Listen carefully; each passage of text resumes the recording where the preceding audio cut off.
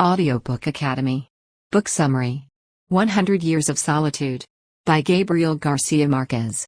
Gabriel Garcia Marquez wrote the novel 100 Years of Solitude.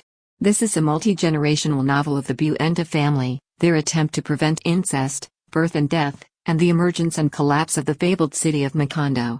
Chapter 1. Colonel Aureliano Buenda remembers the prior years of Macondo's creation, when a band of gypsies frequently brought technical spectacles to the secluded, dreamy settlement. At the time, Macondo was a community of 20 adobe cottages built on the bank of a Clearwater River that ran alongside a bed of polished stones that were white and large, like primordial eggs. Because the world was so new, many things lacked names, and it was essential to point to signify them. The founder of Macondo, Jose Arcadio Buenda, was intrigued with the magical tools of gypsies. Using supplies given to him by Marquez, the head of the gypsies, he used them on a regular basis and engaged himself in scientific research, which irritated his wife, Ursula Iguaran. With his encouragement, Jose Arcadio Buenda eventually began researching alchemy, the science of creating gold from various metals. Jose was driven by a desire to better and a passionate quest for information, which pushed him to be alone. He removed himself from all human contact, becoming messy, antisocial, and solely interested in his quest for knowledge. He wasn't always a solitary scientist. On the other side, he was the supervisor of the town of Macondo, an ideal location full of young people devoted to hard labor. Jose Buenda's obsession with progress and knowledge evolved into a desire to communicate with civilization. He led an expedition to the north because there were only mountains to the east and swamps to the west. However, he later determined that Macondo would be surrounded by sea, rendering it inaccessible to the rest of the world. During his intention to relocate Macondo to a more accessible location, he was stopped by his wife Ursula, who refused to go. "It smells like the devil," she explained. "Not at all," Marquez clarified. "It has been established that the devil has sulfuric qualities, and this is merely a corrosive sublimate." Frustrated, he shifted his attention to his children, Aureliano, who grew up aloof and enigmatic, and Jose Arcadio, who inherited his father's strength. When the gypsies returned, they announced Marquez's death. Despite his anguish at the news, Jose Arcadio maintained his curiosity in marvels and new technology, so when the gypsies showed him ice, he felt it was the greatest innovation in history. Chapter 2. The author attempts to relate the narrative of the Macon's establishment in Chapter 2, hence the book jumps back in time. Ursula Iguaran and Jose Arcadio Buenda were cousins born in a small village and great-grandchildren of those who survived Sir Francis Drake's attack on Rio Hacha. Despite being married, Ursula was afraid to consummate their marriage because she felt that children born from incestuous marriages would have genetic flaws. She imagined such children to have a pig's tail or something similar. People began to mock Jose Arcadio Buenda as time passed and Ursula continued to refuse to get personal with him. Buenda killed Prudencio Aguilar after he suggested Buenda was impotent. Jose Arcadio, feeling guilty, decided to leave his home with his wife. After months of roaming over the country, they settled in Macondo, a little settlement. When he saw the gypsies' ice, he remembered his image of Macondo as a city of mirrored walls, which he mistook for ice. He reappeared in his scientific breakdown, but this time his son Aurelian accompanied him. Meanwhile, his eldest son, still a teenager, was enticed by Pilar Turner, who was drawn to him because of the size of his genitalia. He eventually gave her a child. Nonetheless, before the child was born, he met and fell madly in love with a gypsy woman. She was also drawn to him because of his stature.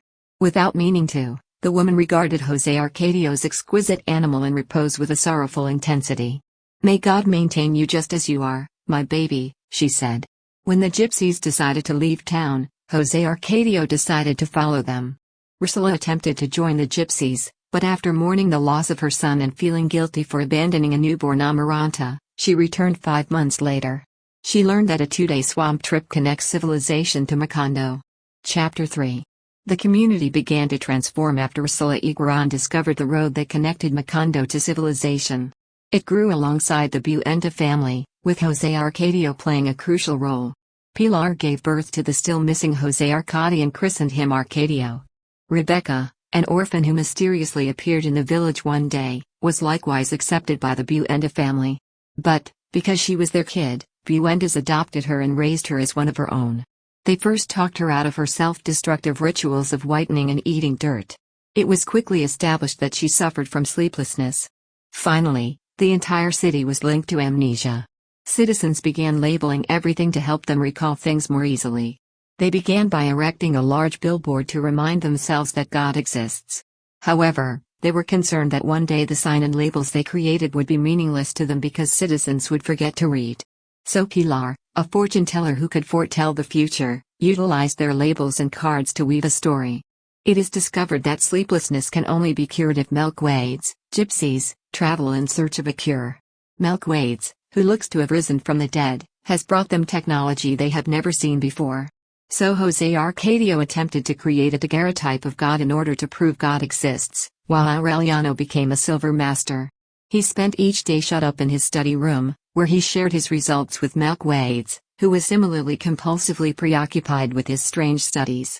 Aureliano remained isolated and lonely as he grew older, indifferent to all women.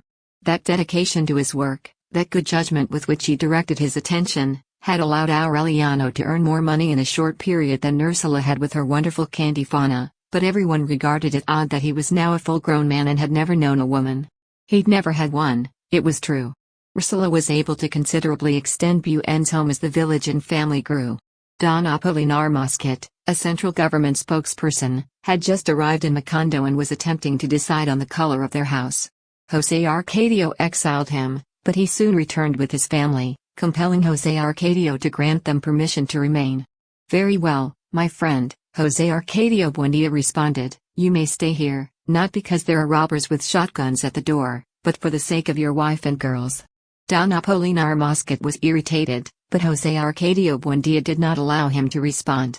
"We only have two requirements," he continued. "The first is that everyone can paint his house whatever color he wants. The second is that the soldiers leave right away. We will guarantee your order." The magistrate extended all of his fingers with his right hand. "Is that your word of honor?" "The enemy's word," Jose Arcadio Buendia stated. "Because I must tell you one thing, you and I are still enemies," he continued bitterly. Despite his father's zeal to become a judge, Aureliano fell in love with Don Apolinar's youngest daughter, Remedios. Chapter 4. Aureliano, desperate and lonely, slept with Pilar, the fortune teller his older brother impregnates. Pilar also assisted Aureliano in his marriage plans with Remedios. While Aureliano desired the young Remedios, two females from the Buenda family, adopted Rebecca and Amaranta, fell in love with Pietro Crespi, a stranger who came to Macondo to install a piano. They were so in love that Rebecca went back to eating bleach and dirt, but Crespi still wanted to marry her.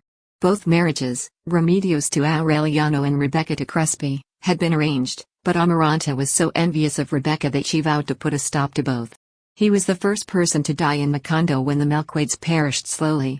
After the funeral, the Buendas began to hide their joy. Rebecca and Pietro Crespi were in love, and Aureliano was becoming closer to Remedios, his future bride.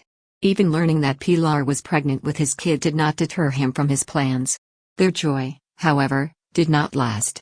Rebecca was deeply worried when Amaranta threatened to destroy Rebecca's wedding. Jose Arcadio became insane as a result of his investigation. He got a vision of a man he had slain previously and was now bereaved of. He was convinced that the same day was repeating itself. He became enraged and ripped up the house. It took 20 guys to pull him outside the home and confine him to a tree in order to stop his insanity. He stayed there for the rest of his life, just chained to the tree. Chapter 5. Aureliano and Remedios married as soon as she entered puberty, leaving Rebecca's wedding to be postponed because it was scheduled at the same time. Crespi was summoned away to care for his ailing mother. She discovered the letter he had gotten and assumed that he had falsified it in order to postpone the marriage. Remedios was like a breath of fresh air in the Buenda household. She charmed everyone and even resolved to raise her brother's bastard son as her own. Aureliano Jose was his name. After her marriage, Remedios died abruptly of an internal ailment, maybe a miscarriage, and the home went into sorrow. As the Buenda family was in sorrow, Pietro and Rebecca faced further challenges in delaying their marriage. Another criticism was the extremely long time it took to build the first chapel they intended to build in Macondo. Organized religion was the first to visit. The priest who was working on the church discovered that Jose Arcadio's fury was not as intense as everyone had assumed. His foolishness was not nonsense, but he spoke Latin. Jose Arcadio Buendia stated, "Hoc est simplicissimus." Homo est cordum materiae invenit.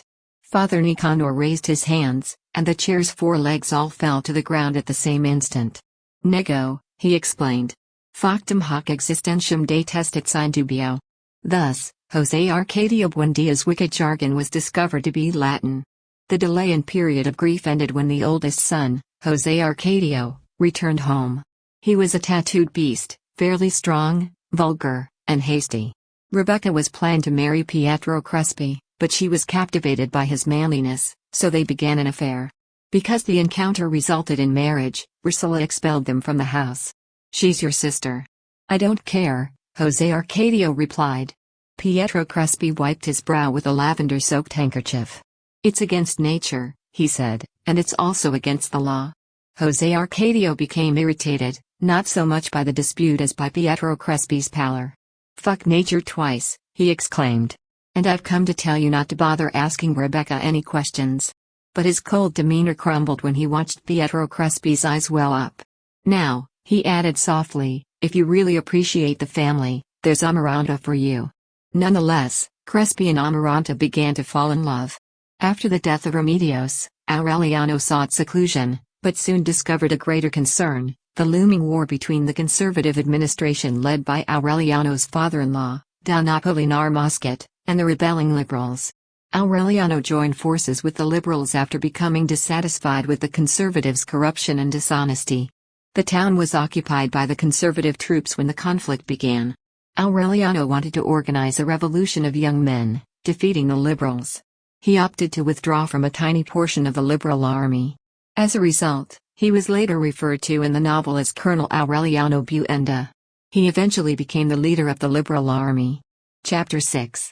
Colonel Aureliano left Macondo with his hastily assembled forces to join the civil war, leaving 17 children scattered across the country. He abandoned his illegitimate son, Arcadio, and Arcadio became a dictator obsessed with hierarchy and ruthlessness. His mother sent him Santa Sofia de la Piedad, a young virgin, after he tried to sleep with Pilar. He married Santa Sofia and had 3 children with her: José Arcadio II, Aureliano II, and Remedios the Beauty. Arcadio was executed after the liberals were defeated in the conflict and the conservatives retook Macondo. Pietro Crespi proposed marriage to Amaranta while the war was raging and Arcadio's tyranny was in effect. He committed suicide because she fiercely rejected him despite the fact that she loved him. Regrettably, she burned her hand, wrapped it in a black bandage, and wore it till she died. 7th chapter. Colonel Aureliano and Colonel Gabriel Marquez were caught and sentenced to death when the liberals lost the war. His final hope was for his sentence to be carried out by his brother in his hometown. He was eventually saved, but Colonel Buenda began another insurrection. He encountered numerous failures, leading to the resignation of the Liberal Party's official ambassadors. He eventually had some success and was able to reclaim Macondo and other coastal territories. However, after becoming disillusioned by the assassination attempt, he realized that his battle is not everyone's ideology, but only his. He began producing poetry and continued his relationship with Remedios. Meanwhile, Santa Sofia gave birth to twins to her now dead husband, Arcadio, and named them Aureliano II and José Arcadio. Except for this pleasant occasion, tragedy continued to befall the Buenda family. José Arcadio died in a peculiar manner, and it is unknown if he committed suicide or was killed. Rebecca, his wife, isolates herself in her grief. Colonel Gabriel Marquez took authority of the town after Aureliano left for war. He's been in love with Amaranta for years, but she rejected him in the same manner she rejected Crespi. "I'm not going to marry anyone, let alone you," she declared. "You care so much about Aureliano that you want to marry me since you can't marry him." Colonel Gabriel Marquez took his time. "I'm going to keep insisting," he remarked. "I'll persuade you sooner or later."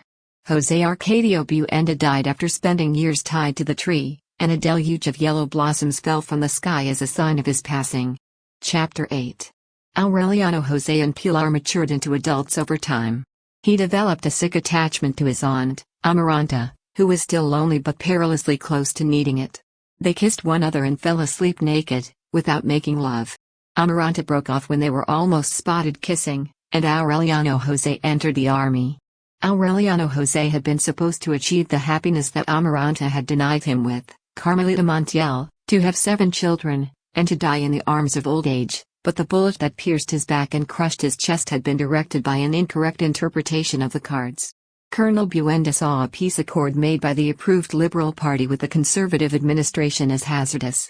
He refused the deal and fled the town. Aureliano José trailed him.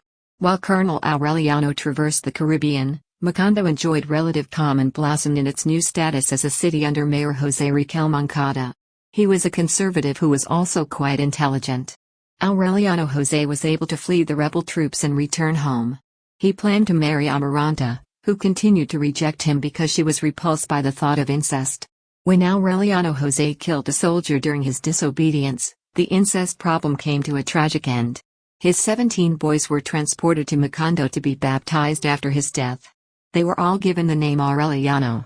Following the death of Aureliano José, the colonel returned to Macondo and assumed command of their forces.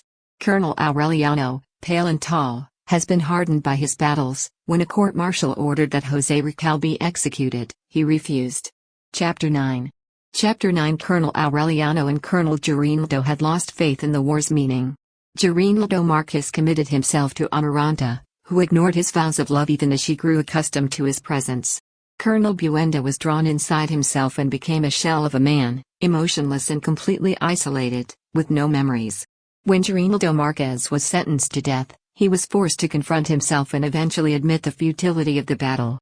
When Colonel Garinaldo Marquez was liberated, the battles resumed in order to urge the liberals to cease the deadly war. He felt he had betrayed both his party and himself when he signed a peace treaty believing it represented the Liberal Party's failure to preserve their beliefs. He attempted suicide but survived the bullet wound in his chest. When his mother Ursula discovered that he was still alive, she decided to revitalize the house and keep it from deterioration. Chapter 10. Colonel Aureliano isolated himself even farther from society, spending his days closed in his lab, refusing to discuss politics and creating little golden fishes. Meanwhile, during his adolescence, Aureliano Segundo began to investigate the mysterious enigmas he discovered in Melquiades' lab. He was frequently visited by Melquiades' ghost. José Arcadio Segundo, on the other hand, developed a religious bent. He soon became a cockfighter and occasionally had sex with donkeys. The twins, who were identical until they were fully grown, began having sexual relations with the same woman, Petra Coates. She didn't realize they were twins transforming into different men. José Arcadio Segundo ended the romance after being scared off by a venereal infection he had got from Petra Coates, but his brother decided to stay with her. They were so in love with each other that they felt their bond led the farm animals to be highly prolific. Because of the productivity of his herd, Aureliano Segundo quickly became wealthy. He organized lavish parties and reveled in displaying his money.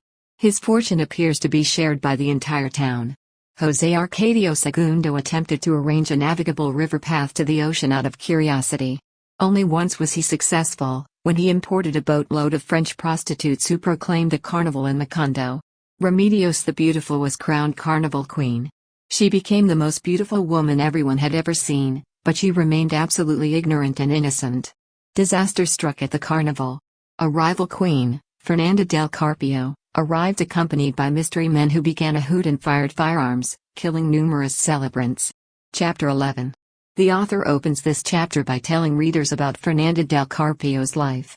She was bred to believe she was superior, but her family's fortunes had been dwindling for quite some time, and her aristocratic line was on the verge of extinction. Aureliano Segundo fell in love with her after seeing her during the carnival. He tracked her down in her hometown and brought her home to marry him.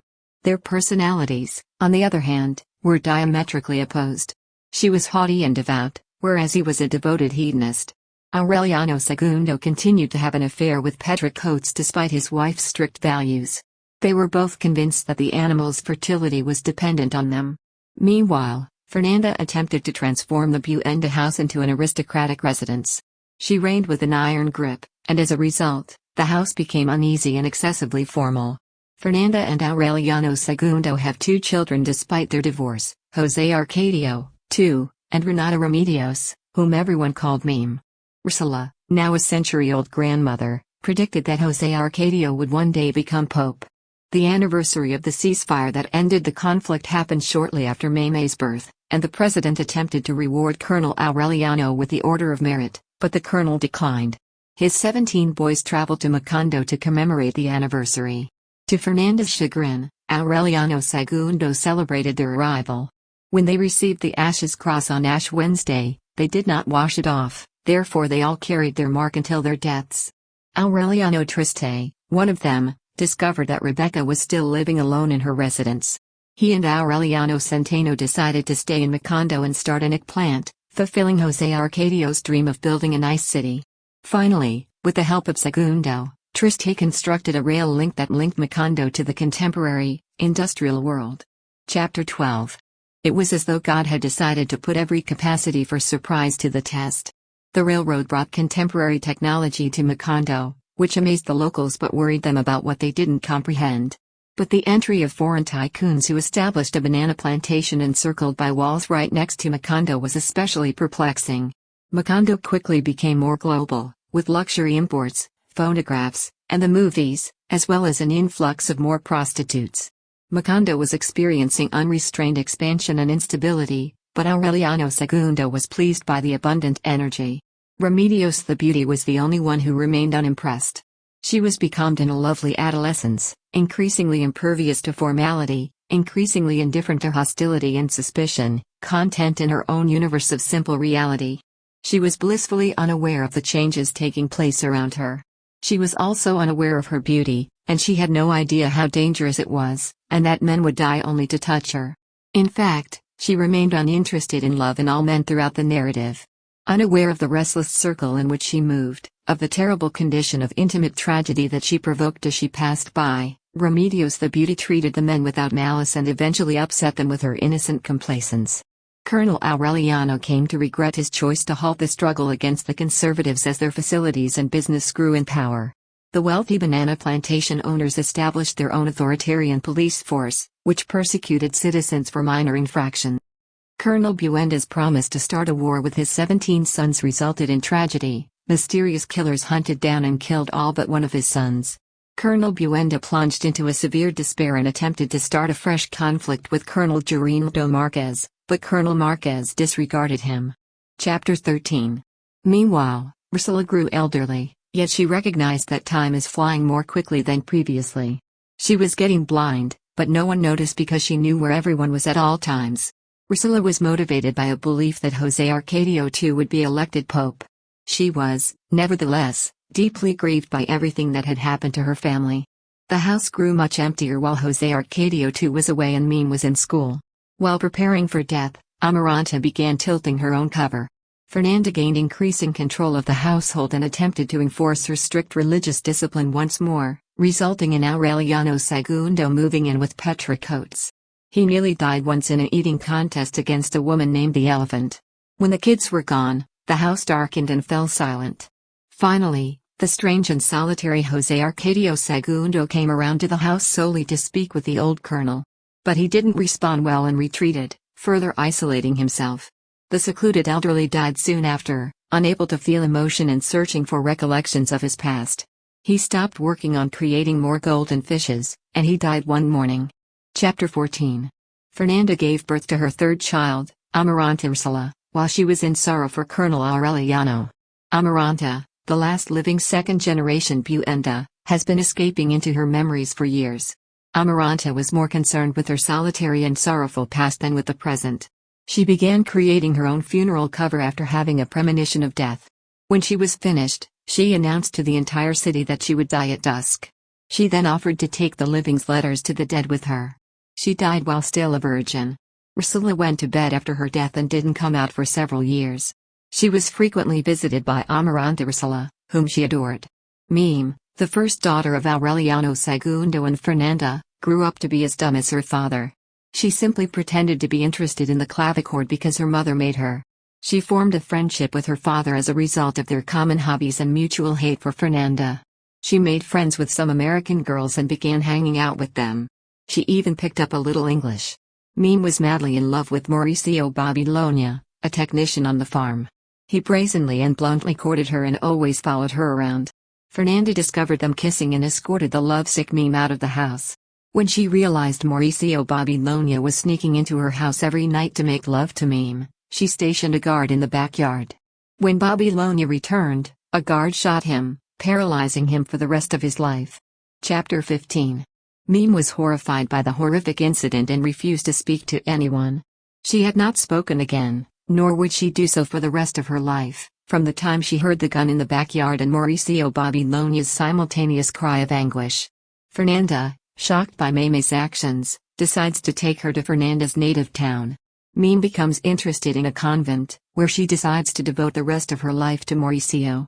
After Meme had been in the convent for some months, one of the sisters came to the Buenda residence with Meme's illegitimate child.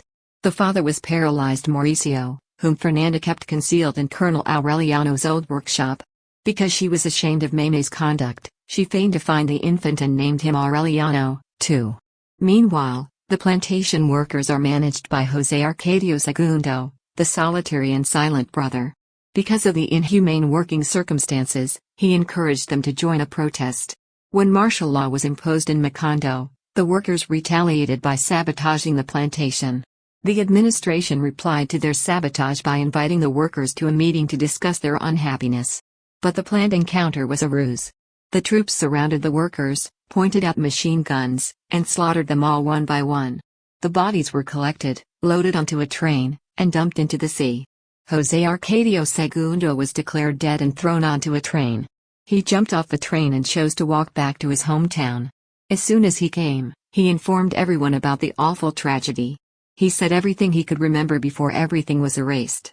Because no one in Macondo remembered what actually occurred, they disputed and refused to trust him. Heavy rain poured that night, eliminating all physical proof of the massacre. To conceal and deny any evidence of a massacre, the government and army murdered all surviving leaders. José Arcadio Segundo was eventually discovered at the Buenda residence. He barricaded himself in the chamber, and when soldiers peered in, all they saw was that the room had aged enormously. They have yet to locate José Arcadio Segundo. José Arcadio Segundo took refuge in this old room, afraid to come out, and examined Melquiades' papers. He gradually became oblivious to the outer world, causing him to lose his sanity. He only lived to conduct research on unearthed manuscripts and to preserve the memories of those killed in the massacre. Chapter 16. The rain that started that night lasted 4 years, 11 months, and 2 days. Aureliano Segundo was trapped by the rain and remained silent. He had repented of his previous sins. He began to look after his children, as well as Meme's illegitimate son, who eventually fled the chamber where Fernanda had been keeping him for a long time. Ursula got more senile and less coherent. Because all animals died in the flooding, the rain demolished all houses and reduced Aureliano Segundo's riches to zero. Macondo was in shambles. There were the ruins of furniture and animal skeletons draped in crimson flowers in the muddy streets, the last memories of the swarms of immigrants who had fled Macondo as frantically as they had arrived. The houses that had been rushed to completion during the banana craze had been abandoned. Fernanda kept herself busy by communicating with telepathic doctors who were attempting to heal her of a uterine condition and torturing her husband, who lost his rage and smashed everything in the house. Aureliano Segundo entertained himself by attempting to find the wealth that Ursula had hidden in the backyard. When the rain eventually stopped, the plantation had been washed away, and the town had faded into obscurity. Chapter 17. When the rain stopped, Ursula got out of bed and attempted to re-establish the Buenda house. She tracked down José Arcadio Segundo. He returned to Petra's house and realized that all of the animals had died. As a result, he was forced to work, despite the fact that he had never worked before. Their festivals were only pale imitations of their previous decadent celebrations, but they were at least joyful as they wildly fell in love with one another again. Aureliano Segundo spent less time with his rapidly aged children. Ursula continued to regress, eventually dying as a 120-year-old lady. Rebecca died about the same time. Another tragedy struck town after the rain. A tremendous heat wave hit the village, and the residents began to believe they were cursed. Birds died in droves, and a strange creature, a semi-human known as the Wandering Jew, was discovered on the streets. It was supposed that the city had been abandoned. Aureliano Segundo devoted himself to raising funds for Amorat Ursula's study in Europe under this deprivation, but his strength had left him as he was dying. José Arcadio Segundo was also nearing the end of his life, and he had made some progress in solving Melquiades' prophecies. Aureliano Segundo was eventually able to transfer money to Amorat Ursula so she could travel to Brussels. Because his duty was over, he died at the same moment as his brother José Arcadio Segundo. His final words were a reminder to Aureliano, too, of the forgotten massacre from past years. Their coffins were mixed up during the burial, so each was buried in his brother's grave. Chapter 18. Aureliano, too, resided in Marquez's old lab and was periodically visited by the gypsy's ghost. The ghost provided him hints and assisted him in deciphering the prophecies. Aureliano learned that the predictions were written in Sanskrit and that they will be solved when they reach the age of 100 years. The Buenda family grew impoverished, but Petra provided them with food. She eventually gave up on the family and simply walked away from them after helping them for 50 years. She never said anything about where she was headed. Fernanda died soon after writing her final letter to her children in Europe. Fernanda's son José Arcadio, too, decided to return to Macondo a few months later. He became a reclusive, self-indulgent man. He hadn't been to school since he believed he would inherit a great fortune when his parents died. Finally, he is stranded in a rundown house with no memory. When he discovers the gold that Ursula concealed under her bed, he slips back into sin. In his loneliness, he met Aureliano, too, who had made some headway in his pursuit for knowledge. These two Buendas welcomed a visit from Colonel Aureliano's last-lived son, who was shot down by the police as soon as he returned to the city, just like his 16 brothers. Aureliano, too, and José Arcadio, Iramances came to an abrupt halt when the fourth of the children committed suicide in his bath and took his wealth. Chapter 19. Amaranta Ursula returned to Macondo, accompanied by Gaston, her husband. Despite the fact that he realized her affection for her birthplace was somewhat nostalgic, he followed her. She was excited about restoring the house and the town, but Macondo's demise was permanent. Aureliano, too, had been wandering the town and discovered that nearly no one recognized the Buenda family, which had once been the most prominent in Macondo. Aureliano, too, fell in love with Amaranta Ursula, following the family's proclivity for love and incest. He found solace for his unanswered love in the companionship of an educated Catalan bookseller and 4 young scholars he met in the bookstore. They prowled Macondo's underground, stopping at brothels and clubs. Aureliano, too, found solace in one of the brothels from Pilar, his long-forgotten great-great-grandmother, who offered him a pearl of reliable intuition and knowledge. He also had Negromanta, a black prostitute, as his lover. Gaston became sidetracked with his ambition to start a Latin American airmail business while bored in Macondo.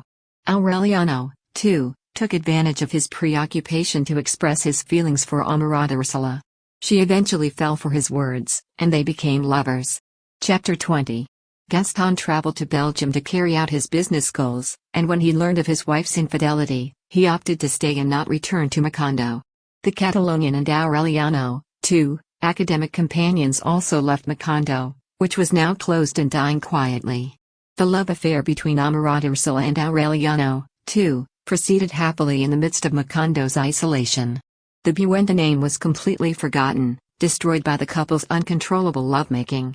Ursula Iguaran's anxieties about the risks of incest were realized when their baby, whom they also named Aureliano, 3, was born with the pig's tail. As Aureliano held up a lamp, the midwife began to use a cloth to remove the blue grease that covered his body after cutting the umbilical cord.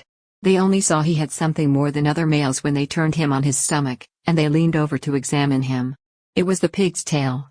Amaranta Ursula bled uncontrollably after birth and died shortly after. Aureliano, too, was so preoccupied with wine and Negromant's embraces that he forgot about his newborn baby. Ants were eating on the baby's corpse when he discovered it. He learned that the Buenda's line had come to an end.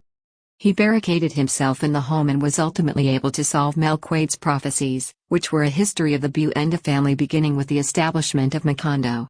Because Melquiades' final keys were given to him at that tremendous second, and he saw the epigraph of the parchments precisely put in the sequence of man's time and space, the first of the line is tied to a tree, and the last is being eaten by the ants.